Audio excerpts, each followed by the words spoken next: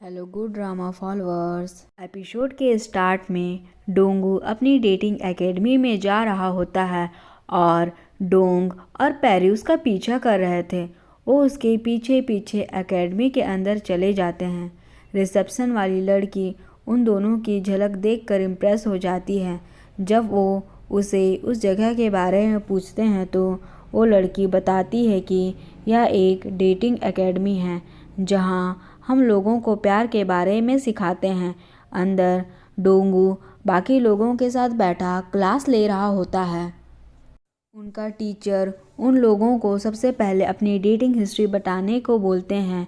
Dong और पैरी दरवाजे के पास अंदर झांकने लग जाते हैं। सबसे पहले एक आदमी सामने आकर बताता है कि मेरी कोई डेटिंग हिस्ट्री नहीं है। मेरी लाइफ में कभी कोई लड़की आई ही नहीं जिसे मैं डेट कर पाता और मेरी इतनी उम्र होने के बाद भी मेरी शादी नहीं हुई। डोंगू को उसकी कहानी सुनकर अपने हालात मिलते जुलते नज़र आते हैं। वो आदमी अपनी स्टोरी बताते हुए किसी आदमी का जिक्र करता है जिस पर वो बहुत गुस्सा था।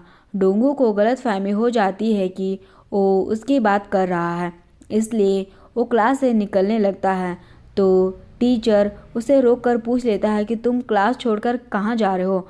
वो बाथरूम का बहाना कर लेता है। टीचर बोलता है कि मैं सबको बताना चाहता हूँ कि आपका क्यूपिड इसी कमरे में है।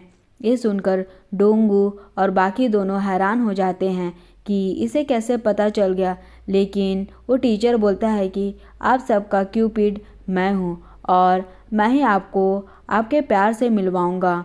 इस बात पर सब तालियां बजाने लगते हैं, मगर डोंगू काफ़ी घबरा गया था। इधर रियू की फ्रेंड अपनी लाइव स्ट्रीमिंग कर रही होती है जिसमें वो लव के बारे में बताती है। आज वो एक चैलेंज लेती है कि वो मेकअप करके स्टोर जाएगी और अपनी बताई हुई टिप्स को फॉलो करके वो वहाँ मौजूद किसी लड़के को इस हद तक इम्प्रेस कर देगी कि वो उसका नंबर मांग लेगा। उधर रियू उसी कार्ड रीडर की शॉप के आगे से गुजर रही थी कि उसकी टक्कर एक बच्चे से हो जाती है। उस बच्चे के कार्ड नीचे गिर जाते हैं। जब वो उसके कार्ड उठाती है तो उसे वही कार्ड मिल जाता है जिस पर मौत लिखा होता था। वो उसे देखकर अपने सपने को याद करती है। बाद में वो अपने हॉस्पिटल जाती है। वहाँ एक नर्स आकर उसे अपने शादी का कार्ड देती है। रियू कार्ड खोलती है तो उसमें 2 हाथ लाल धागे से जुड़े हुए थे। तो वो नर्स बताती है कि ऐसा कहा जाता है कि हमारी शादी उससे होती है जिसके साथ हमारा किस्मत वाला धागा जुड़ा होता है। मुझे यकीन है कि आपका लाल धागा जिससे जुड़ा होगा वो यही कहीं है। ये सुनकर रियू को यून की याद आती है। वो यून के दिए हुए स्कार्फ की तरह एक नया स्कार्फ बनाने के लिए एक शॉप में एक धागा खरीद लेती है और खुद उसकी बुनाई करने का सोचती है। यहाँ की फ्रेंड अपना चैलेंज पूरा करने के लिए लाइव वीडियो बनाते हुए स्टोर आ जाती है। उस जगह बैठकर वेट करने लगती है कि तभी उसके पास एक पुलिस ऑफिसर आता है। वो उसकी आंखों में देखकर उसे इम्प्रेस करने की कोशिश करती है और समझती है कि ट्रिक कामयाब हो गई। वो उसके पास आकर कुछ बोलने लगता है तो रियू की फ्रेंड कहती है कि क्या तुम्हें मेरा नंबर चाहिए। वो कहता है कि हाँ, अगर आप चाहें तो नंबर दें। तो रियू की फ्रेंड कहती है कि तुम्हारी एज क्या है, मैं ज़रा बड़ी हूँ।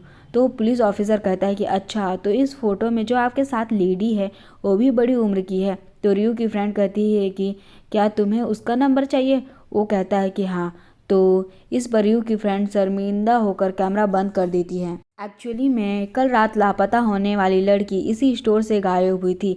सीसीटीवी में रियू और रियू की फ्रेंड को स्टोर में उस टाइम आते देखा गया था, लेकिन रियू का चेहरा क्लियर नहीं था, इसलिए पुलिस उस लड़की की गुमशुदगी के गवाहों को ढूंढ रही थी। लेकिन उन्हें पता नहीं था कि यहाँ भी गवाह रियू ही है। सारी बात पता चलने के बाद ये तीनों भी पुलिस स्टेशन आ जाते हैं। रियू उस फोटो को देखकर कहती है कि पता नहीं यह अजीब सी चीज़ें मेरे आसपास क्यों हो रही है। जाही कहता है कि यह लड़की आखिरी वह तुम्हारे पास से ही स्टोर से निकली थी, जिसके बाद उसे गायब कर दिया गया। रियू बताती है कि उस दिन वो लड़की मेरे करीब से गुजरी थी और उसकी टक्कर उस काले कपड़े वाले आदमी से हुई थी और मैंने उसका चेहरा देख लिया था। जाही रियू का बयान रिकॉर्ड करता है। तभी वह कार्ड रीडर की बात याद करती है कि उस आदमी का हाथ मत छोड़ना जिसे किस्मत ने तुम्हारे लिए चुना है, वरना उसकी सज़ा मौत होगी। रियू समझ जाती है कि वो आदमी जिसे किस्मत ने मेरे लिए चुना है वो जाही है, लेकिन वह उसे नहीं बल्कि यून को अपना जीवन साथी बनाना चाहती है। इसी बात के दौरान ऑफिसर जाही को सीसीटीवी फुटेज दिखाकर बताता है कि मैंने सीसीटीवी में चेक किया है कि वह काले कपड़ों वाला आदमी बार बार मिस रियू का पीछा कर रहा है पिछले काफ़ी दिनों से। वो फुटेज में हर उस जगह नज़र आता है जहां मिस रियू होती है।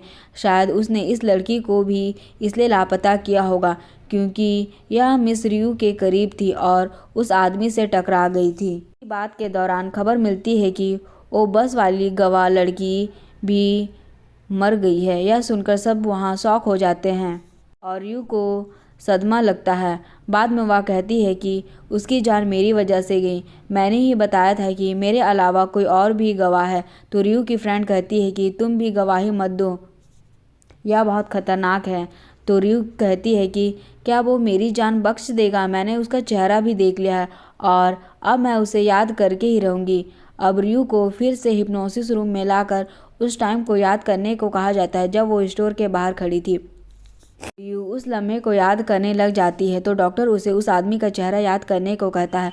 वो बताती है कि उसने काले कपड़े पहने थे और लापता होने वाली लड़की उससे टकरा गई थी जिससे उसकी हेड उतर गई। डॉक्टर के कहने पर वह उसका चेहरा गौर से याद करती है तो उसे चेहरा क्लियर याद आ जाता है। दूसरी तरफ डोंगू घर आकर इस बात से परेशान हो रहा होता है कि पता नहीं उन लोगों को मालूम है या नहीं कि मैं एक क्यूपिड हूँ।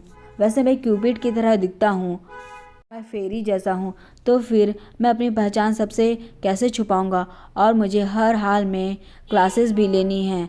तो क्या मैं खुद को बता दूँ कि मैं कौन हूँ, कि मैं वाकई ही एक क्यूपिड हूँ।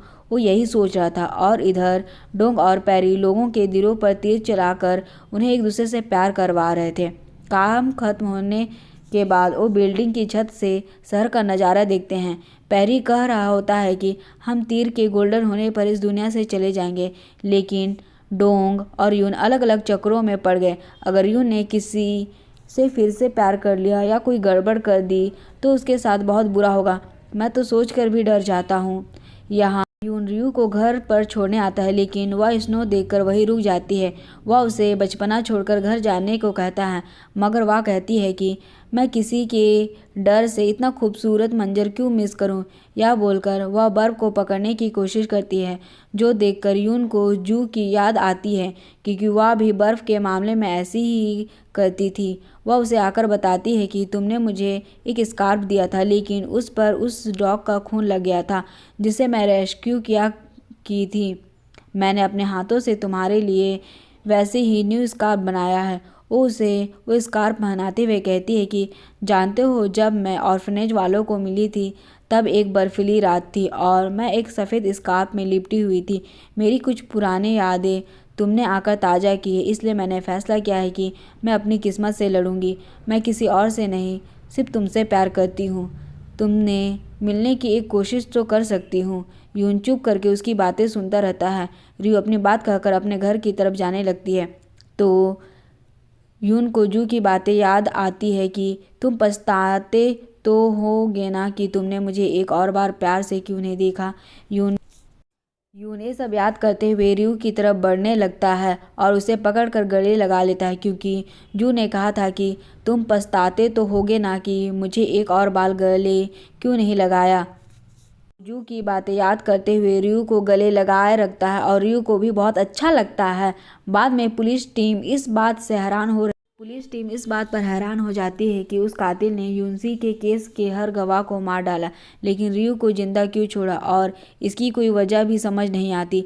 इधर चिप दास और यून भी उस कातिल की हर बात को याद कर रहे थे। यून बोल रहा था कि अब वो कातिल भी वही आदमी है जिसे मैंने 1993 में देखा था और यून इस बात का सबूत है कि वो कातिल वही आदमी है। यहाँ वो कातिल भी दिखाया जाता है जिसके घर में सब मरने वाले की फ़ोटोज़ लगी हुई थी और रियू भी उन लोगों में से शामिल थी। यून बोलता है कि वो रियू को भी मार देता लेकिन उसने मुझे रियू के साथ घूमते हुए देख लिया, इसलिए वो उसे हैरानी से रियू को मारने के लिए रुक गया।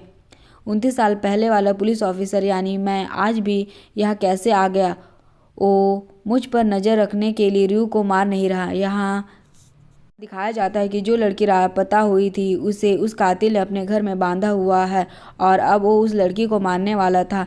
यहाँ पुलिस टीम रयू के बनवाए हुए उस स्केच को देखकर बात कर रहे थे जो उस कातिल का चेहरा था। चिप दास एक टीम को बताते हैं कि कोई इस इन्वेस्टिगेशन में हमारी हेल्प करने आ रहा है। वो 1993 वाले केस का आखिरी गवाह है।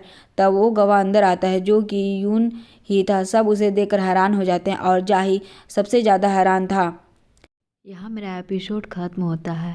गुड ड्रामा फॉलोअर्स, आपसे रिक्वेस्ट है कि आप मेरे चैनल को सब्सक्राइब करें ताकि मैं जल्दी से ग्रो हो पाऊँ। Thank you.